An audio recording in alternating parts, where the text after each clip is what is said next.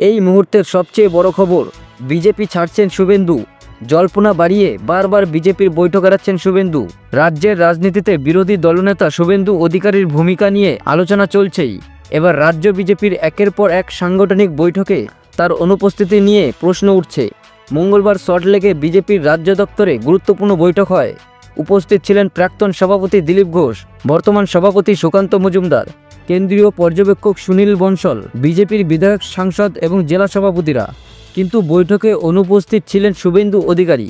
শুভেন্দুর একাধিক বৈঠকে না থাকার বিষয়টি নিয়ে প্রশ্ন উঠতেই বিজেপির রাজ্য সভাপতি সুকান্ত মজুমদার বলেন, শুভেন্দু অধিকারী আমাদের বৈঠকে স্বচ্ছন্দ বোধ করেন না। তিনি আগেই দলকে একথা জানিয়েছেন। বিরোধী দলনেতা হিসেবে তার অনেক দায়িত্ব রয়েছে এবং বিভিন্ন জায়গায় কাজ করতে হয়, তাই তিনি প্রায়ই অনুপস্থিত থাকেন। তবে শুভেন্দুর অনুপস্থিতি শুধু মঙ্গলবারের বৈঠকে নয়, সম্প্রতি আরও একাধিক বৈঠকে তার দেখা যায়নি। রাজনৈতিক মহলে জল্পনা শুরু হয়েছে, সংগঠনের সিদ্ধান্ত গ্রহণ প্রক্রিয়া থেকে কি নিজেকে সরিয়ে রাখছেন শুভেন্দু, নাকি দলীয় নেতৃত্বের সঙ্গে তার মতবিরোধ চলছে।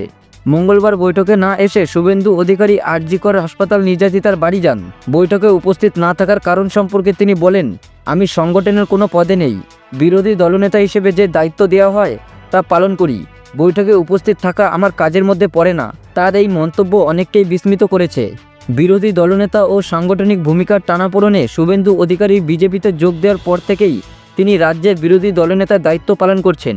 তৃণমূল কংগ্রেস থেকে বিজেপিতে যোগ দেওয়ার পর শুভেন্দু বিজেপির অন্যতম মুখ হয়ে ওঠেন। বিধানসভা নির্বাচনে নন্দীগ্রামে মমতা বন্দ্যোপাধ্যায়কে পরাজিত করে তিনি প্রমাণ করেন নিজের রাজনৈতিক দক্ষতা। তবে রাজ্যের বিজেপি সংগঠনের সঙ্গে তার সম্পর্কের টানাপোড়েনে দীর্ঘদিন ধরেই প্রকাশ্যে আসছে। বিজেপির সাংগঠনিক বৈঠক থেকে শুভেন্দুর দূরত্ব তৈরি হওয়া নিয়ে বিভিন্ন মহলে নানা জল্পনা শুরু হয়েছে। কেউ কেউ মনে করছেন শুভেন্দু এবং রাজ্য বিজেপি নেতৃত্বের মধ্যে মতপার্থক্য এতটাই বেড়ে গিয়েছে যে তিনি ইচ্ছাকৃতভাবে বৈঠক এড়িয়ে চলছেন। আবার কেউ কেউ বলছেন শুভেন্দু অধিকারীর মূল লক্ষ্য তৃণমূল সরকারের সমালোচনার মাধ্যমে নিজেকে প্রচারের আলোচনায় রাখা। এ কারণে তিনি দলীয় বৈঠককে অগ্রাধিকার দিচ্ছেন না।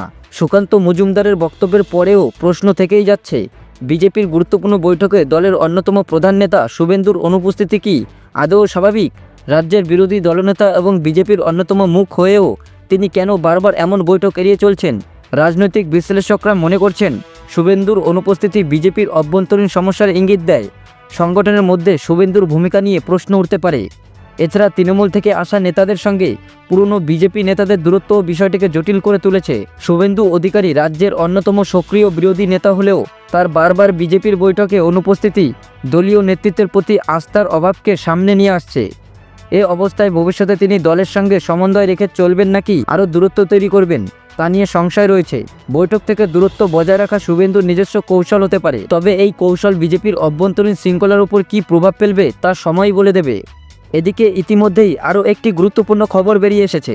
বঙ্গ বিজেপির সাংগঠনিক নির্বাচনে কারচুপি, সতর্ক করলেন সুনীল বনসল। বঙ্গ বিজেপির সাংগঠনিক নির্বাচন নিয়ে নতুন করে বিতর্ক দানা বাঁধতে শুরু করেছে। সাংগঠনিক কার্যক্রমে অনিয়ম এবং স্বচ্ছতার অভাব নিয়ে প্রশ্ন উঠেছে দলের অন্তরে। এই প্রেক্ষিতে বিজেপির কেন্দ্রীয় সংগঠন সম্পাদক সুনীল বনসল একটি বৈঠকে সতর্কবার্তা দিয়েছেন। তিনি স্পষ্ট ভাষায় বলেন, বুথ সভাপতি নির্বাচনে জল মেশাবেন না। অতীতে এই রাজ্যে এমন অনেক উদাহরণ আছে যেখানে কারচুপি এবং অনিয়মের অভিযোগ উঠেছে।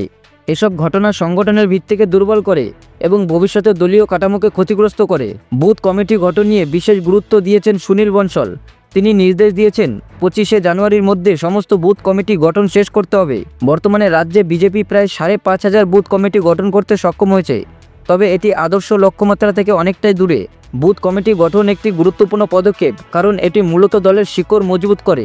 কিন্তু সংখ্যালঘু অধ্যুষিত এলাকায় বুথ কমিটি গঠনের বিষয়ে বিজেপি নেতৃত্ব বিশেষ আগ্রহ দেখাচ্ছেন না। কেন্দ্রীয় নেতৃত্বের পরামর্শ অনুযায়ী সেখানে সংগঠন গঠনের প্রয়োজনীয়তা এখন খুব বেশি অনুভব করা হচ্ছে না।